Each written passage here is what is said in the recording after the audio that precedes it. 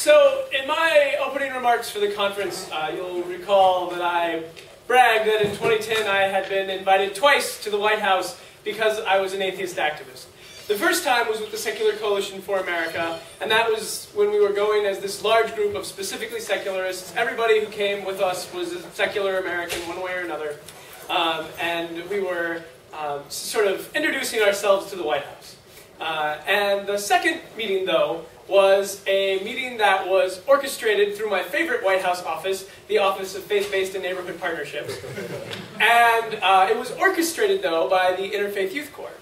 And the sort of thrust behind that meeting was to make interfaith a much bigger deal in America than it is now. In specific, the Office of Faith-Based and Neighborhood Partnerships is interested in the creation, they don't necessarily want to do it themselves, they want to have it happen, of 500 programs on campuses in the United States that promote interfaith service, which, as you know from Nate's talk, is something that the Secular Student Alliance is already engaged in. This panel today is not about interfaith service in particular, although that might come up, but it's about operating in the interfaith universe in general. And moderating our panel this morning is Michael Riggs, who is the immediate past chair of Students for Free Thought at The Ohio State University, and is now the vice chair, and is a student at Ohio State. And so, let's all welcome him and the panel. Thanks so much, guys. Has it not been an amazing conference this past weekend? How many of you think it's been worth your time and whatever money you've had to spend to get out here? We actually don't have a lot of time for this. We have 1 hour to do something that we could easily fill 3 hours with, so I'm not going to go on very much here. But I really think that this interfaith question is becoming one of the most important things right now. Often fundamentalist Christians, for example, find that their interactions with what they describe as the liberal church, sometimes they view them more as the enemy even than they view us as the enemy, which it's interesting. But by the same token, we have to discover who are our allies in this and who aren't. But we've got an excellent panel of speakers here who are all experts in some way on this topic. So what I'm going to do is I'm going to go through and have each of you introduce yourselves. I find it's a lot better than me screwing up the details of who went where and so forth. 2 minutes each. We're going to do a couple of questions for you guys, and then we're going to open it up to audience questions. So start with John. Sure. I'm Jonathan Weyer. I'm an Evangelical Presbyterian Church minister and campus minister here at the Ohio State University. I'm also the president of the University's Interfaith Association for this year, which is really exciting. And I've done a lot of work with Students for Free Thought here at Ohio State and with the Secular Student Alliance. In fact, I'm the only Christian minister on the Secular Student Alliance Speakers Bureau. So if any of you ever want to bring me in to speak, I'd love it. I'm trying to think what else. I live here in Columbus, my wife and 3 kids. I wrote a novel, which you all need to buy. It's out October 1st. It's called The Faithful. But I'm really excited to be here with you all. And sorry I haven't been able to be here with you all weekend, but I've been gone all week. So looking forward to talking to you all more. My name is Hemant Mehta. I'm the chair of the Secular Student Alliance Board of Directors. I come from Chicago, and there my day job is a high school math teacher. I've been involved in this community for the past 5 or 6 years in some capacity or another, whether it's been with the Secular Student Alliance, a representative to the Secular Coalition for America, or smaller things in various other groups. Most recently, I've been working with the Foundation Beyond Belief, which is kind of a charity organization that urges non-religious people to donate to charities across the board, not just atheist charities, but like environment issues and peace issues and things like that. So yeah, that's kind of where I'm coming from. I had a campus group, I ran a campus group just like many of you.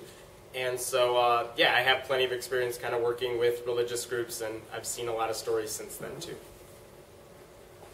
My name is Chris Stedman. I am a content developer for the Interfaith Youth Corp.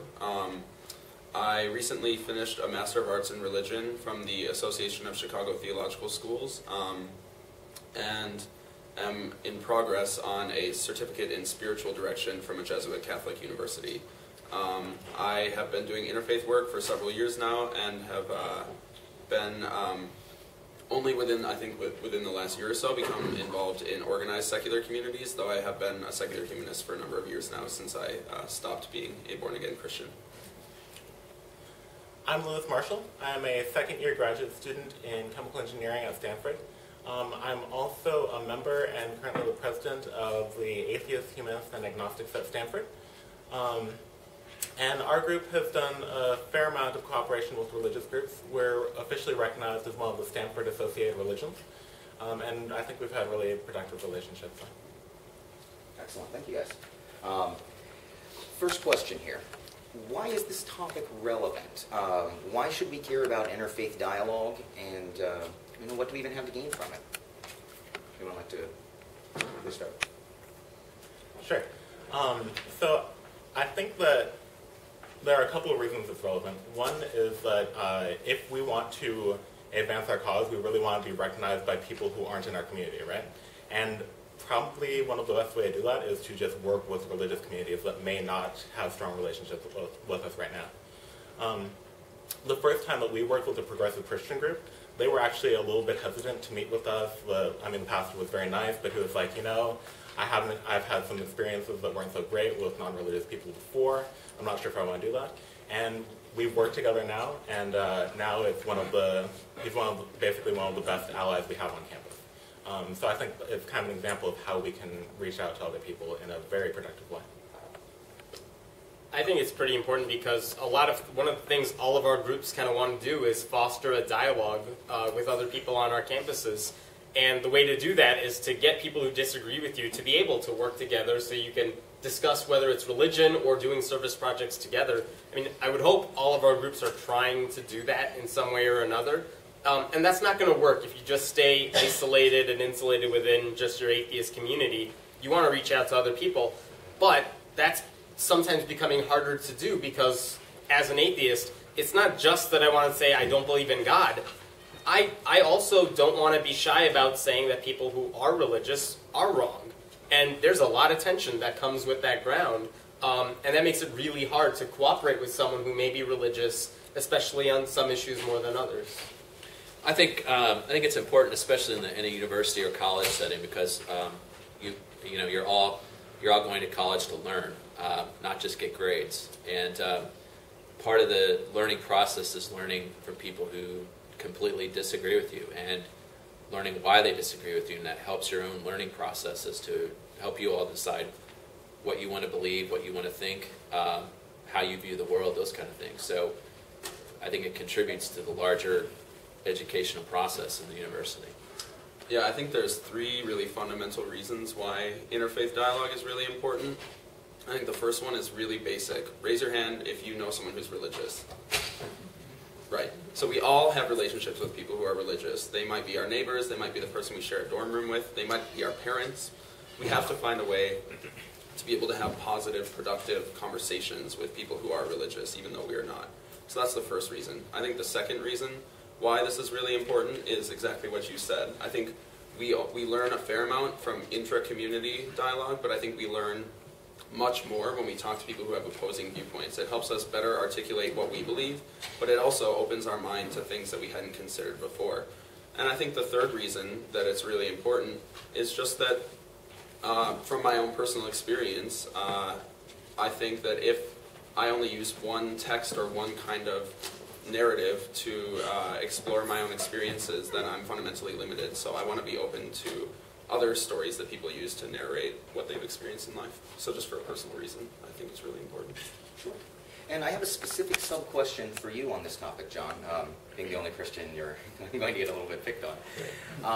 How does this spin? What's that? I'm used to that. Yeah, you're probably kind of a glutton for it if you're willing to show up here. When it comes to interfaith dialogue and interaction with atheist groups, for anyone who doesn't know, John runs the Thomas Society, that interacts with Students for Free Thought, which is our group on campus. How does it benefit the church, would you say? Well, I think it benefits the church in a number of different ways. I'll try to break it down a little bit.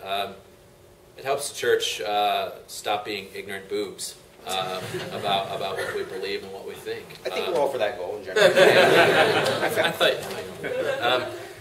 and I think it helps us sharpen our arguments.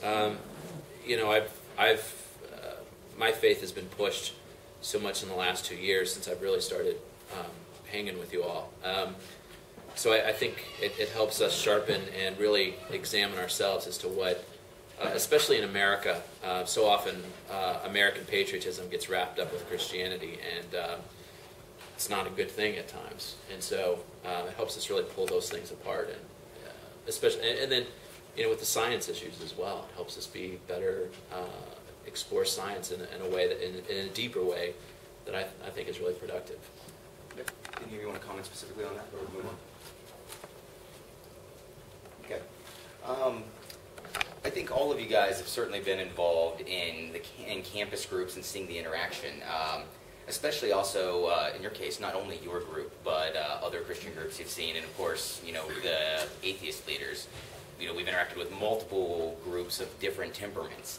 What do you think are the biggest challenges to making an interfaith effort work? What do you think are the things especially that people here can benefit from knowing about as a roadblock?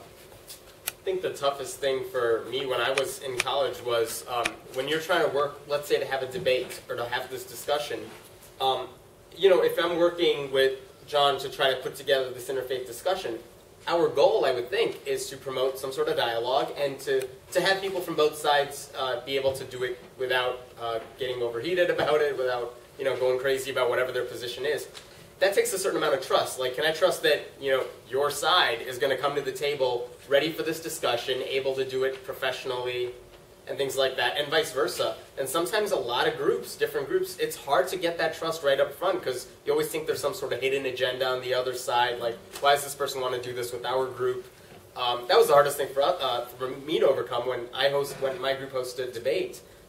But it turned out when we were able to work together, like, okay, we all want this debate to go on. We want people to come and talk about these issues. And once we figured that out, I mean, it was pretty easy going from there on out. You could trust the other person to do their share of the work and things like that. Yeah, I mean, I think I definitely recognize that as like a really big stumbling block. And so, you know, like at the Interfaith Youth Corp, we talk about how like relationship needs to precede difficult conversation. In order for you and I to be invested in one another, if we believe different things and to be able to trust one another, we need to have a relationship before we can start getting into some of those debates. And I'm a really big proponent of that. I think that's really true. I think we first have to be able to trust and understand that we have one another's best interests in mind before we're able to move into that kind of conversation. Kind of on the more practical note, I mean, trust and working with other people is definitely important. But another challenge is just that we're students, we don't have an infinite amount of time, right? It's hard enough to organize our own community.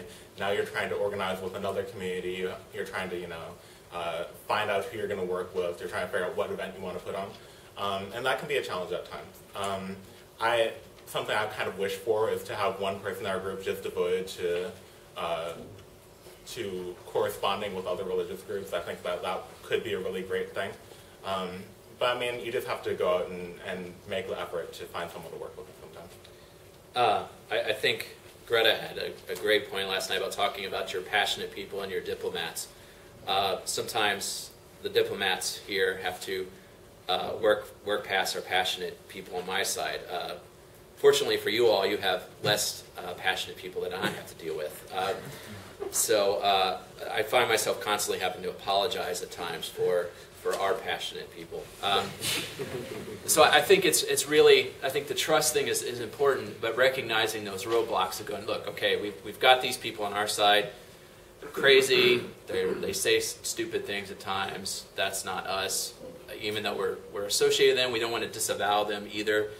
But we also recognize that on a personal level, it takes a lot more diplomatic work than it does for the passion. And again, the passion people, we don't want to shut them up on any side. Well, on my side, speaking for my side, I wish I could shut a few of them up. But I think, you know, recognizing that, look, here are these people that speak on a public level, and then it's different on an interpersonal level at times, I think. Yeah.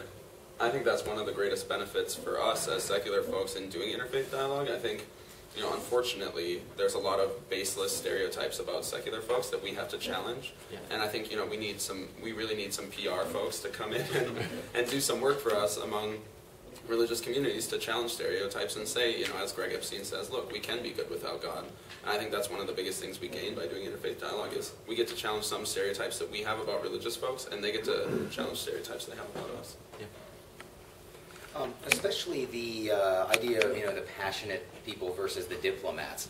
A lot of times when it comes to the makeup of a group, it seems that there's not always agreement on how we should handle an interfaith issue. I mean, certain issues come to mind immediately, like Muhammad Day, for example, where there was not really a major consensus in the community on how we should handle it. How have you guys handled the idea of, or how have you guys handled the problem of in-group disagreements on how to handle an interfaith thing? I suppose, John, in your case, it would probably be more as far as what have you gotten from the church as far as dealing with us? So, whoever would like to. I think as far as the church goes, I'm getting a lot less pushback than I expected. I think usually when they hear how much I hang with atheists and stuff like that, there's a lot of questions at first, but you know, then I talk about, you know, trying to promote understanding and discussion and all those kind of things. I think they just want to hear that I'm not selling out. And probably the same thing from the atheist standpoint of, you know, hey, you know, are you selling out? Are you selling out our atheist principles? Those kind of things. I mean, everyone's got those people who are concerned about that. I think once you have that discussion with people, I think they're less likely to be uptight about it. Especially nowadays, I think there's a lot more open discussion going on between atheists and Christians than there were even 5 years ago. So I haven't had as much problem as much as I thought I would. When handling in-group disagreements? Oh, as far as like in-group disagreements, and with like specific topic, I guess. I guess with the Muslim aspect, being the president of the Interfaith Alliance at Ohio State. We definitely haven't dealt with this issue specifically yet, but we're probably going to. So I actually was just invited to a Ramadan dinner in a couple weeks, which I'm going to attend. So I haven't heard their perspective on, and I've read it in the news and that kind of thing. So we haven't really addressed this issue at Ohio State that much yet. Sure, it'll come up. I'm sure it will. Yeah. So we have definitely had some fairly contentious arguments over several issues. Everyone around Muhammad Day is probably the most recent one that comes to mind. And I mean, the way we deal with it is pretty basic. We usually have a discussion meeting for a while, we talk it out, we come to something that's kind of approaching a consensus, but in the end, whoever is running the debate, running the event, kind of, figures out what they want to do and does it. We don't really have an incredibly formal voting system. The other thing I want to mention, though, is that in my experience, the things that the people in my group are worried about, like the responses from the other religions that we're worried about, are actually much more, their worries are much more than anything that ever comes of it, right? I mean, that's partly because we have a very friendly group of religious organizations at our campus. But I think sometimes people worry too much about not offending people when really, I think a lot of people understand, the censorship point of everyone around Muhammad Day, and they were willing to let us do our thing.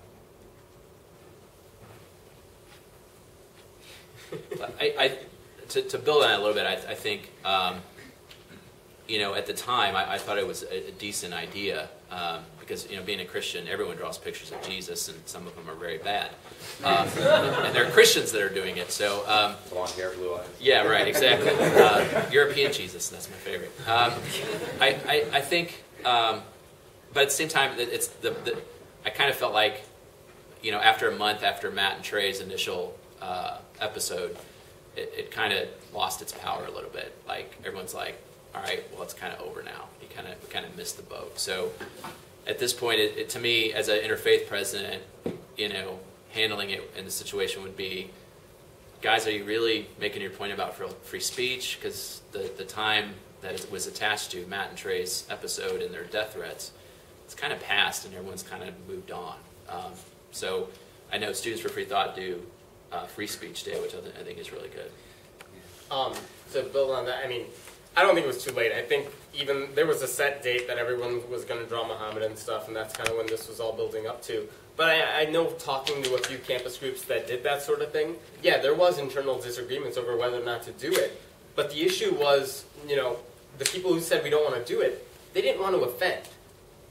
They didn't want to offend Muslims. That wasn't the point of that. And the people who wanted to do it for the free speech thing. There was a way to compromise doing that. And I think the way the groups that are here at this conference, the ones that are not here, I thought most of them did it very, very well.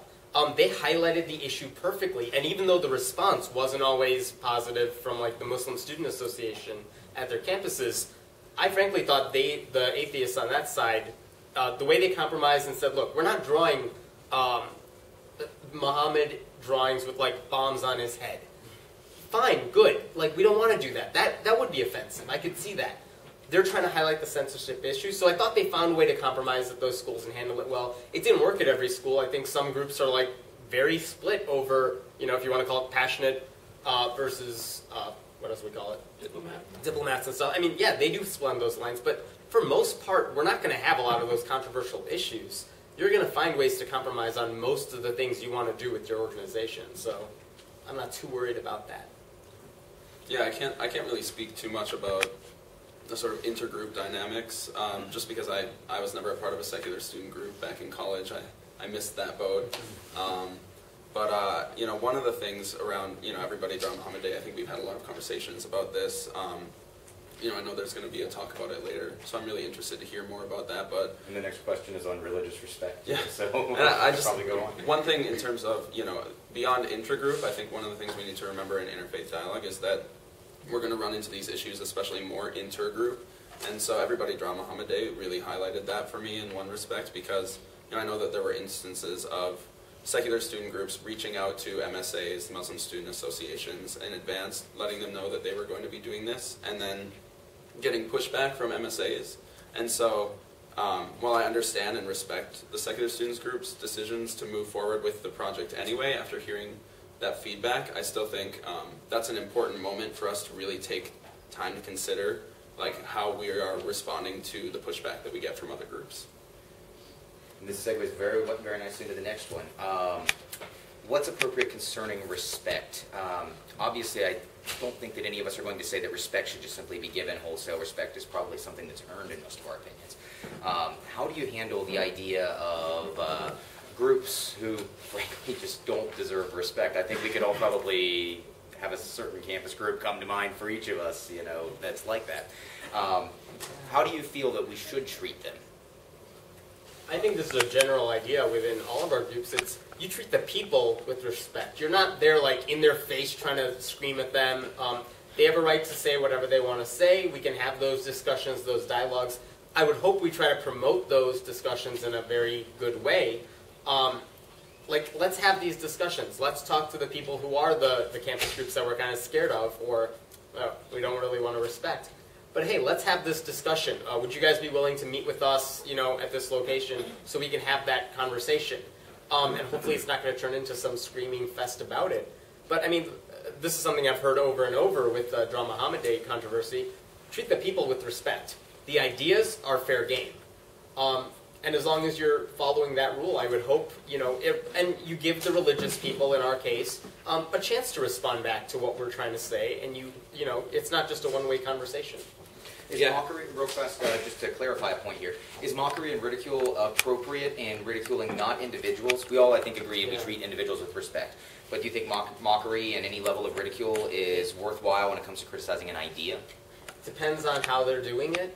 I mean, I would have to look at it case by case, because there's some cases where I'm like, that's not going to do anything to help foster any sort of discussion.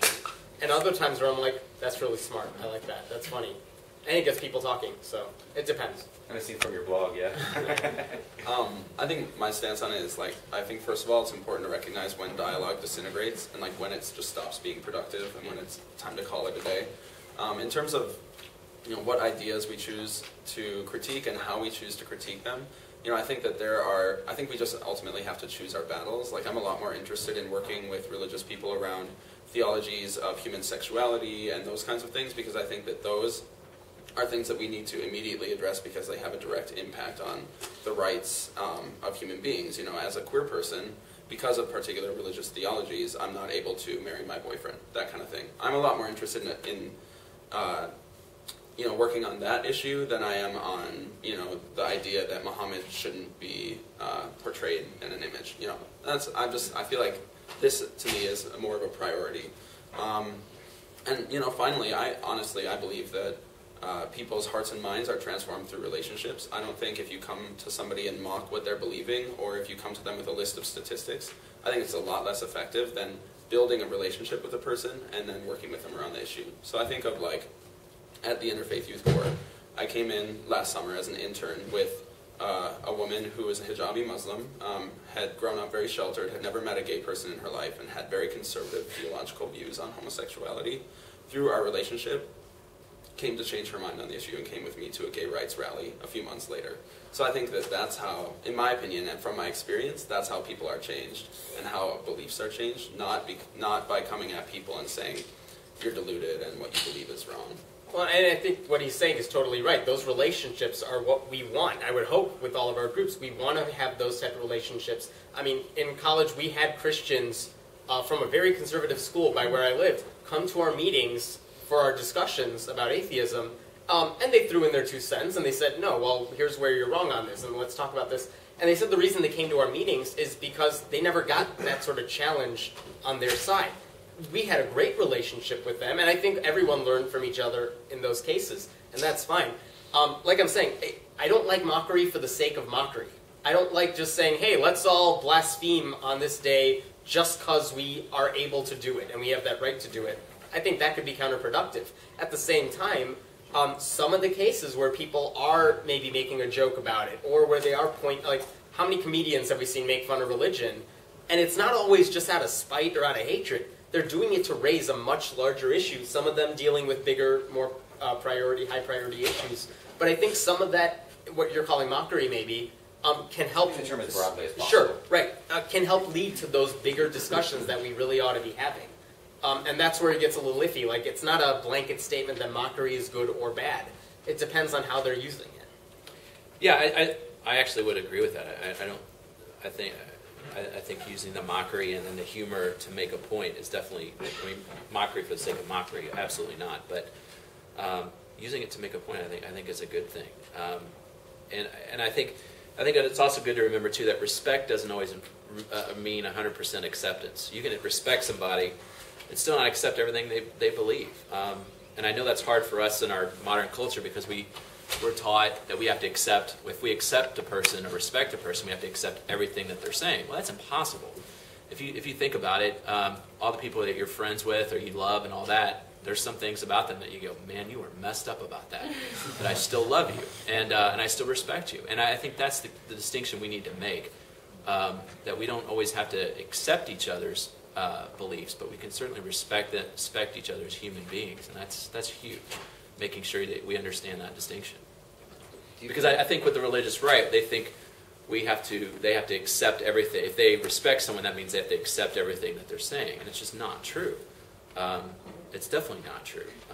So I think that learning the distinction between those two things are important.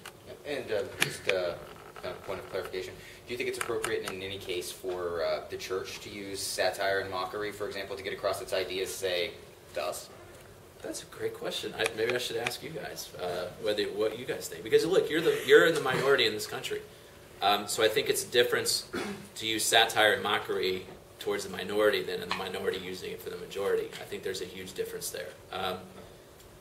Just from seeing white Anglos going, can't African Americans just leave this alone? Can't they just be quiet about it? Don't they have equal rights? They have the president now? Well, no, it's not. And to use mockery to mock the minorities is kind of disingenuous. It's like the New York Yankees mocking the Chicago Cubs. You know what I mean? It's just like, it's kind of, as a Cardinal fan, I find it hard to mock the Cubs because I just feel sorry for them. You know what I mean? So, do you have any Cubs fans in here, by the way? I'm sorry, I just lost the Cub crowd, I guess. And Hemant, I know I just lost Hemant. But I really think there's a difference.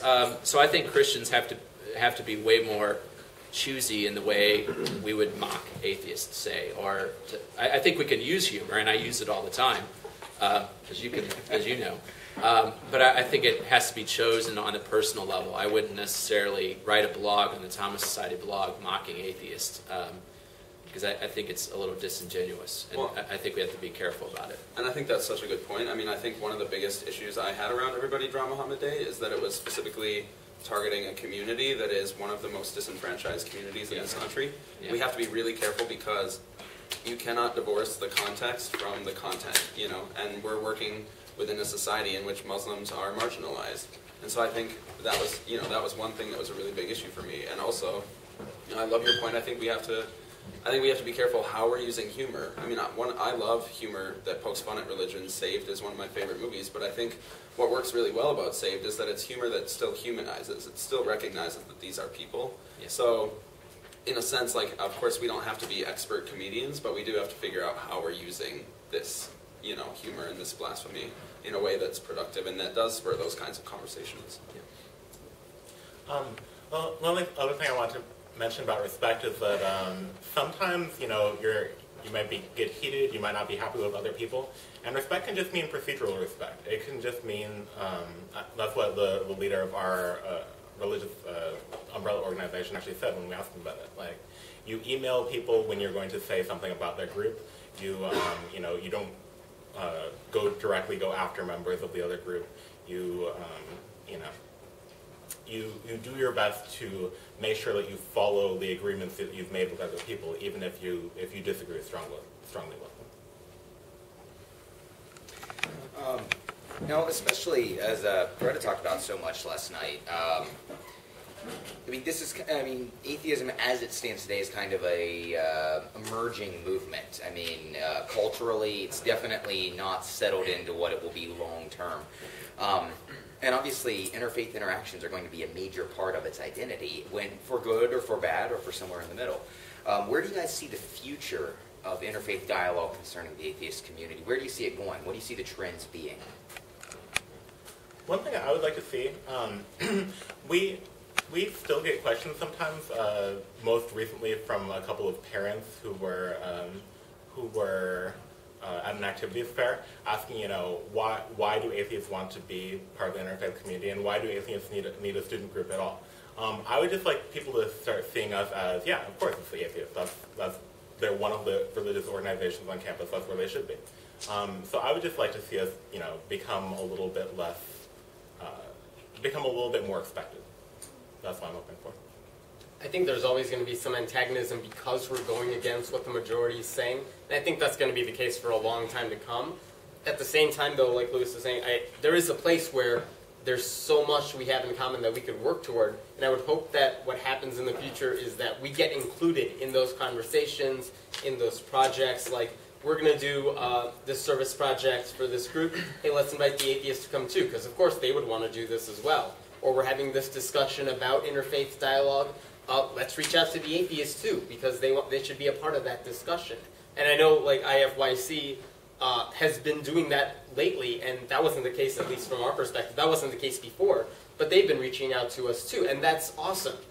So being part of that discussion, even though I think even between religions you won't see as much tension as the group that says, you're all wrong, like something like that.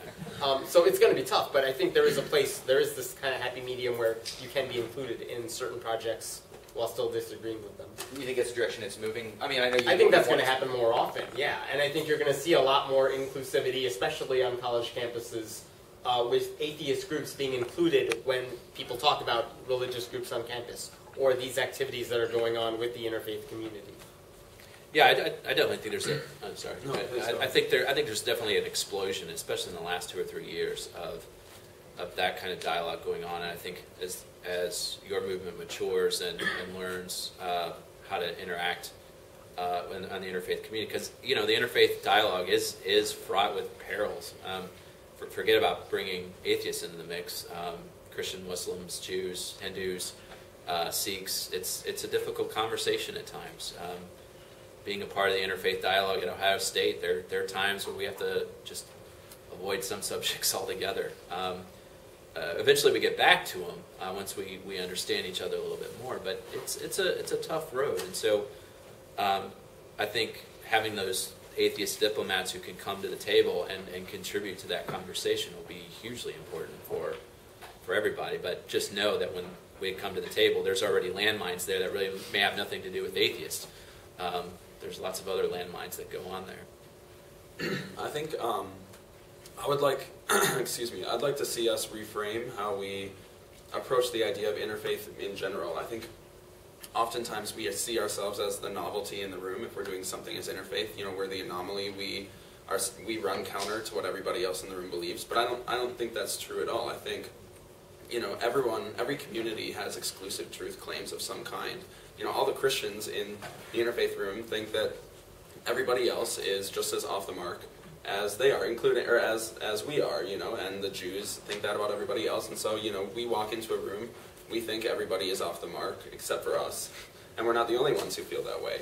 You know, and we're also not the only non-theists. You know, you'll run into Buddhists in interfaith work. They don't have any idea of God, you know, within their tradition. And so I think we just need to be a little more open in general. And I think the interfaith community has a long way to go too. You know, only really within the last year has IFYC become very intentional about it being invitational to secular folks. And, you know, it's because I've been sort of there whispering in their ear, pushing them to do this stuff. And you know, it's been very fruitful, and it's been, we've seen a lot of dividends in the organization, and also I think the atheist community has begun to benefit a lot from being involved in interfaith cooperation. You know, now we're at the White House twice a year instead of once a year, or 0 times a year. Right. And I think one of the things that was really interesting this time around, when the Drama Hobbit thing happened, I mean, we had internal dialogues within the Secular Student Alliance about, is this something we want to promote? Is this something we want to stifle? I mean, we don't really want to do either one. And I think the response we ended up coming out with is, well, let's send a thing to all of our groups saying, if you want to do this, here are some good guidelines to work off of. At the same time, IFYC was putting out a statement, like kind of their reaction to it. I wasn't happy with it, but they reached out to, I think, August and said, like, look, here's what we're putting out. How do you guys feel about this? I mean, that dialogue happened. Forget the end result for a second. I mean, that's an important dialogue to have. I mean, I say that because, like, I mean, I don't think everyone was like, oh, this is great what the other side is supporting or not supporting or whatever. But I mean, that's an important dialogue to have too. Just saying, like Chris was saying, look, let's reach out to these this group that has some vested interest in this sort of thing, and say, look, here's what we're putting out. We want you to look at it kind of before it goes out there. I think we August and the staff did put in some input that changed. I was going to say it was incredibly productive. Just for some behind the scenes sneak peek here, you know, I wrote that resource for IFYC. We sent it over to August. August gave some edits, and they were so helpful because it was just, you know, even as a secular humanist, you know, I have been working primarily within interfaith context, so it was so helpful to have that perspective. And, you know, without that kind of exchange, you know, both of us would have put out our own resources without having, you know, talk to one another, and I really think we all benefited from it. I agree. And I think the key point too is remembering that nobody ought to be required to set aside things when they come to the interfaith table.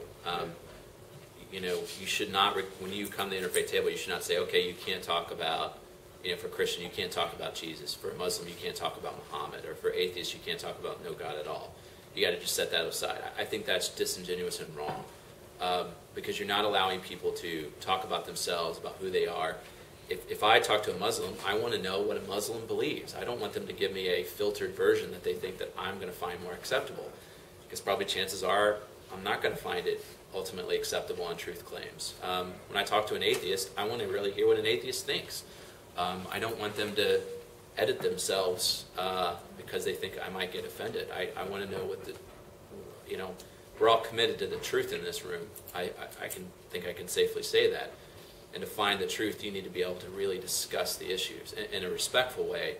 But I think having the atheists come to the table in the last few years in the interfaith dialogue is important to tell them that you don't have to set aside your atheism to come to this table. Because that's where true dialogue happens, not just superficial conversation. We've got about a little more than 15 minutes left, so we're going to switch to audience questions. A couple of ground rules. 1 minute tops for the questions. Please word it as a question. And of course, absolutely, be respectful of speakers. I don't think we'll have any problem with that. So, anyone have a question for? Start with Greta. I have a question that has to do with the firebrand diplomat tension. Clearly, within the atheist movement, there's sort of a couple of different streams going on. There's the stream that's fighting for acceptance and recognition of our humanity and that we don't eat babies and civil rights and separation of church and state. Then there's also a stream that's actively engaged in trying to persuade people out of religion, treating religion as a hypothesis about the world. We think it's a mistaken hypothesis. Here's why. Here are arguments against religion.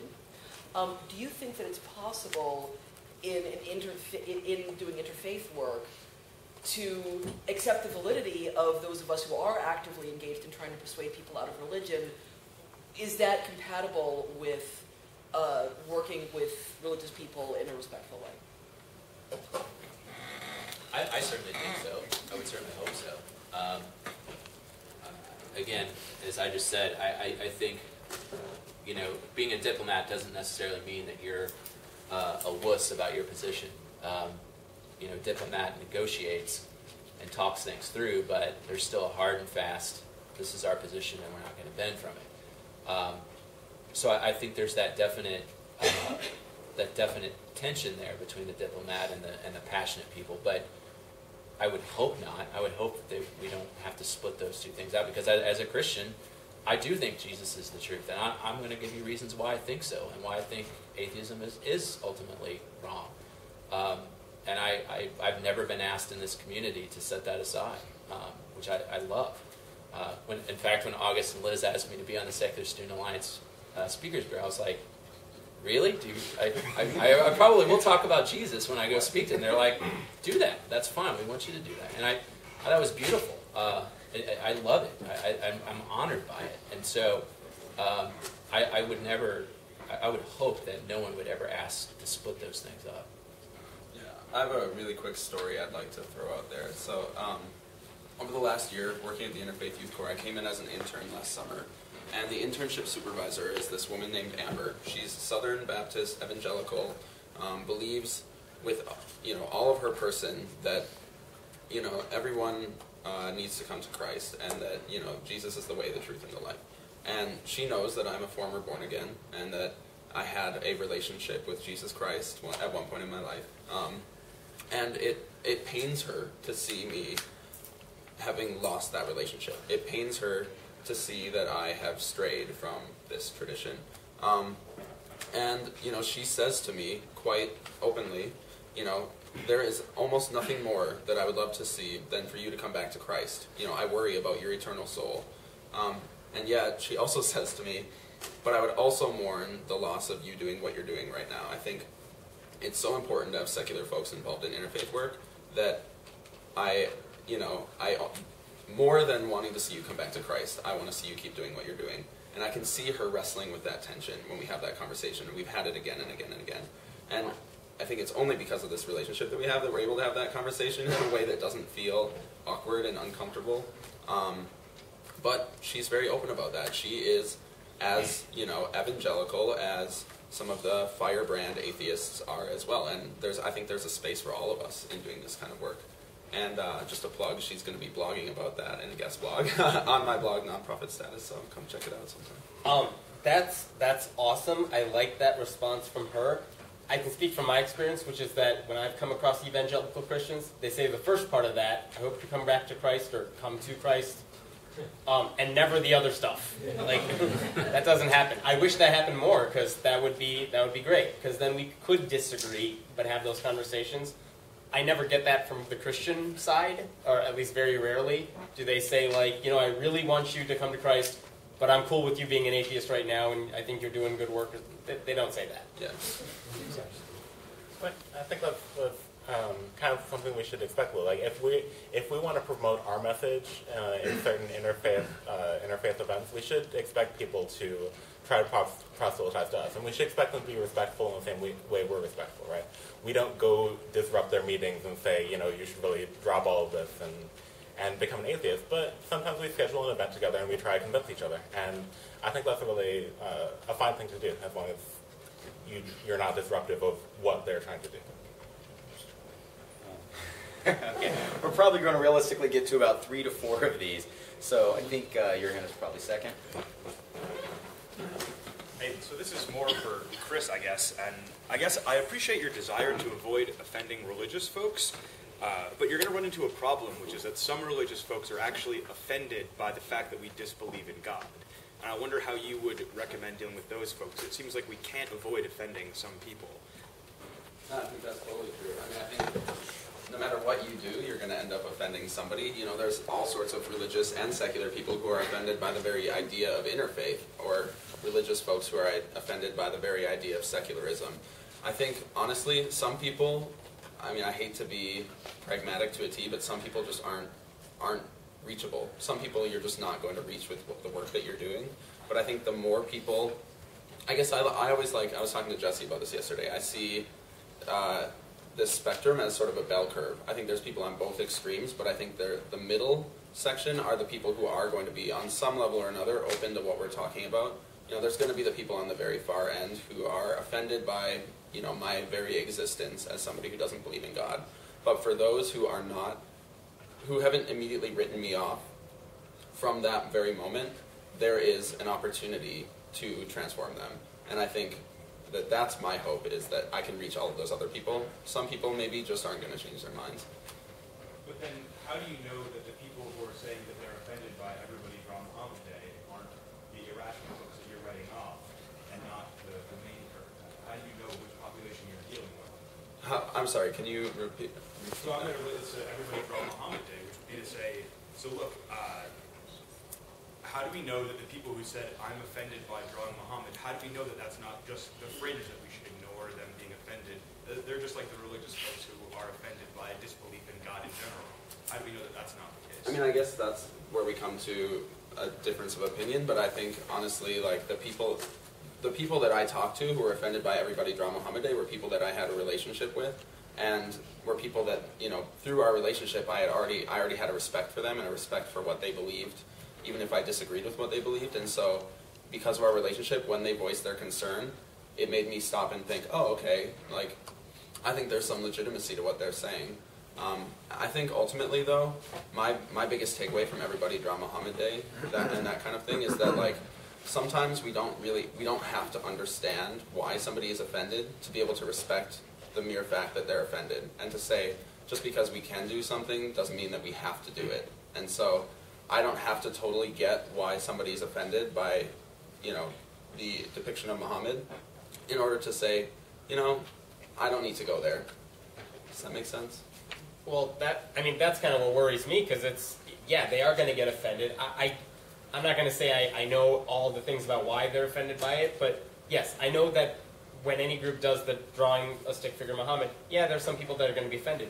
But the alternative then seems to be don't do it at all, or don't raise that issue up. And I think that's what a lot of people here were against. It's like, no, that forget the fact that they're marginalized. I get that they're marginalized, but no, this is an important issue to bring up, because it does speak to a larger point. If someone holds something as a sacred cow, whatever it is, we should be able to say, well, that's ridiculous, and let's point that out. Hopefully you could do it in a way that doesn't just openly piss off everybody. Right. But you want to be able to raise that issue, and it's like, well, how can you do that?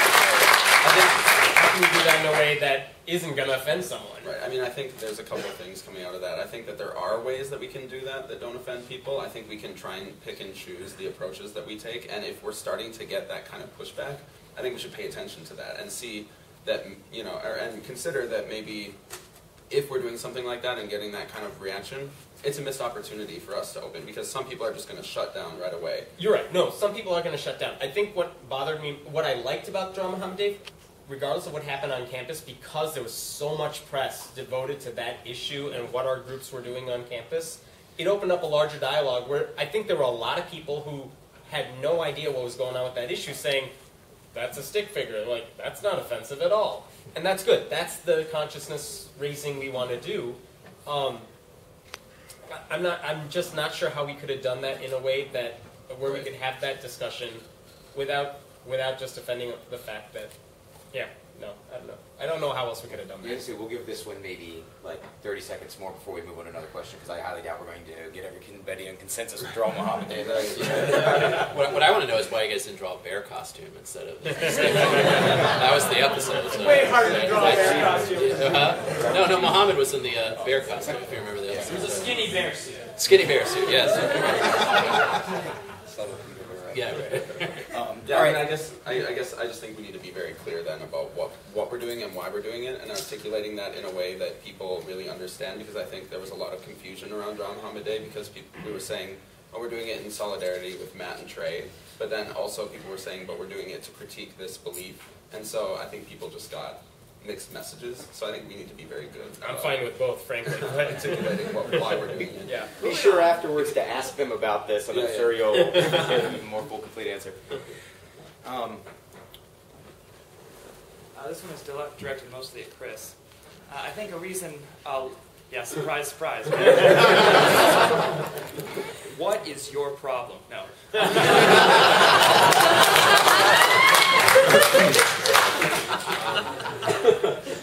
I think a lot of the reason us firebrands criticize religion is because it's so closely tied to the moral question. If religious people are right about the way the universe works, their ideas on morality, who we should let marry and whatnot, make sense. If we're right about the way the universe is, that it lacks that God, our morality makes sense. Both of us are making sensible decisions in accordance with our beliefs. So in order to get on the same page morally, we have to resolve the reality question. So I have two questions to you. First, at what point do people in your camp get around to telling religious people that they're wrong? And second, is there a point in which you are enabling them by giving them carte blanche to do certain things? Great questions. I think, Instead of telling, like, how would you also show them? right. I think that's, to me, that's like my interest. I'm less interested in telling and more interested in showing, and I think by modeling in a relationship with a person, that's how they come to challenge some of their assumptions about how the universe works. I think the dichotomy that you set up, while it makes sense, I personally try to avoid working in dichotomies, to say this is all wrong and this is all right. And I think what I've come to experience in working with religious people is that some of their insights are very helpful for me. Some of the religious insights and religious questions and religious resolutions are very helpful. And I think if I'm to say, because I don't believe in God, I'm going to throw that baby out with the bathwater, then I lose something. And likewise, I think if they aren't given the opportunity to, work with people who don't believe in God and who use reason and who use, their rationality to explore these questions and come up with their own conclusions, I think they're not going to have as many opportunities to come to that themselves. In terms of enabling, I think, honestly, in working with religious people, I find that I'm enabling religious people to be more open-minded and to be more progressive and be more liberal in their relationships with me. And I think, honestly, I don't think that people change overnight. I think people move in baby steps, and I think the longer I've worked with religious people, the more I've seen them change. And so, in my opinion, I see them moving more and more towards, relying less on a tradition and more on their experiences, and that's where the change happens. Okay, and also we'll make an important point to not duplicate the question. It's a great question, but we'll just make sure that we're getting a lot of content done. Oh, okay. So I was wondering for you, how is it working with an atheist secular community versus working with another religious community? Like, do you see any differences? I mean, other than the basic fact that, Yeah. Right. And how the community works, would you say? Is that kind of are the mechanics the same? Is that what you're asking? It's funny. The last 2 years, most of my work has been done with atheists, not other religious communities. This year will be a little bit different as the president of the UIA, but I think it's, for me, I think the thing that really gets me about atheists that I love is the passion for truth. I always get annoyed working with religious people who are like, it doesn't matter what you believe, just as long as you get along. I'm like, well, that's great, but that sounds wonderful, but that ignores practical realities of who we are as human beings. And so that's what I love about it. As far as being able to critique and to be skeptical and to all those things, I think religious people at times are not very good at being skeptical about their own beliefs. But, at the same time, there are times atheists aren't very good at that either. And so I think that's just a human problem, not a religious or atheist problem. So being able to bring that into the discussion is good. The campus here at Ohio State is a pretty non-controversial campus. On one level, we get along fairly well. It's sort of a live and let live situation. Now, I don't think that's necessarily healthy. I saw was a year ago, there was a Palestinian demonstration on campus, and the Jewish students decided to have something just across the way from that demonstration. So, but that, as far as I know, never got violent and never got shouting at each other or anything like that. So at Ohio State, it might be a little different than other campuses. So I don't know that there's a big difference between atheists and other religious groups with some of the initial human interaction and questions. Okay, we're going to do one more question before we wrap up here.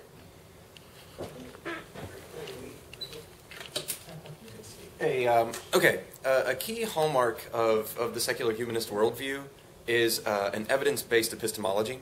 And it seems to me like having secular humanists at an interfaith table is a little bit like having people who believe the earth is round at a table of all different sorts of other people who don't believe the earth is round.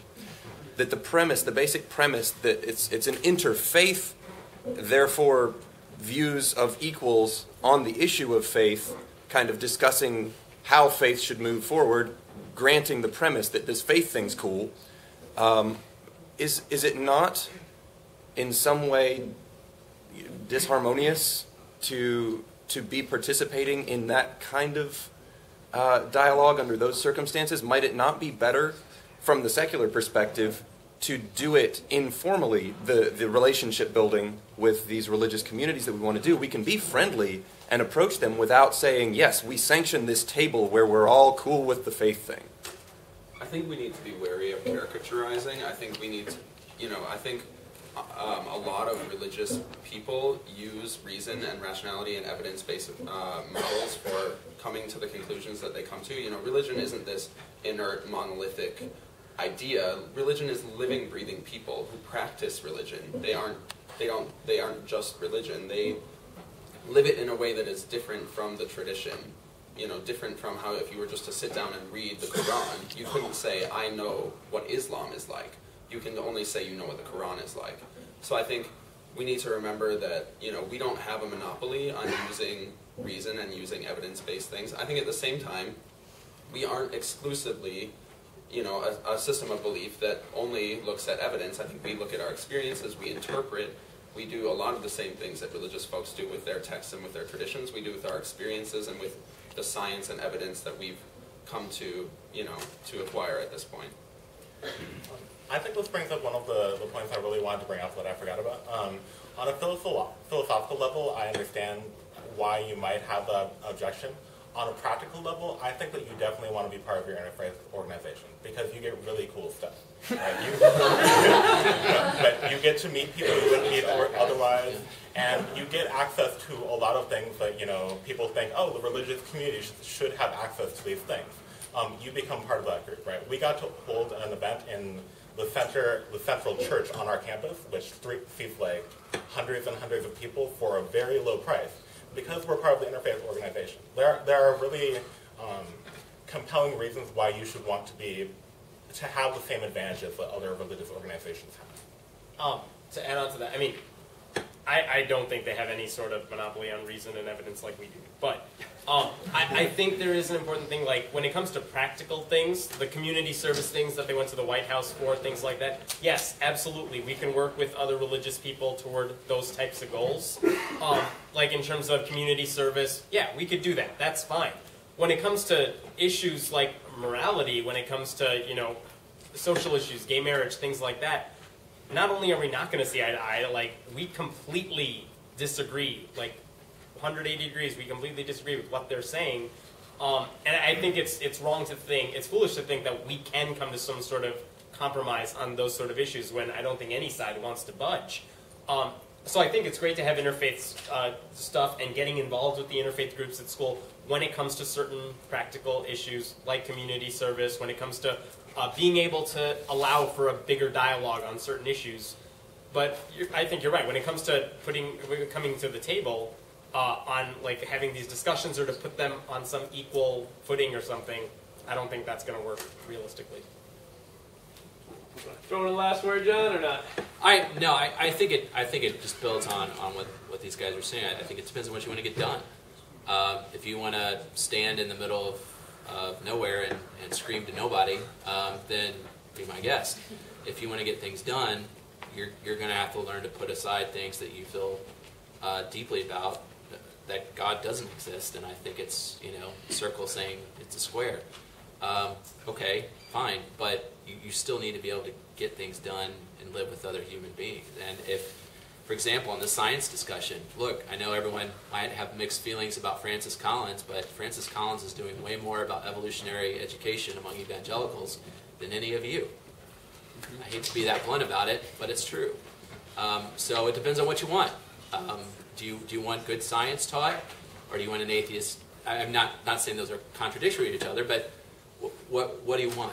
What do you want to deal with? Do you want good science education? I certainly do. So I love it that Francis Collins is out there beating that band with evangelicals, because he will have way more credibility than Dawkins ever will among the religious community. So you're just going to have to, as with all human interaction, sometimes you might have to pick your poison. So. All right. Well, this is a conference for beginning conversations, not ending them. Although I'm going to end this now, but you can continue it later. But thank you very much to the panel.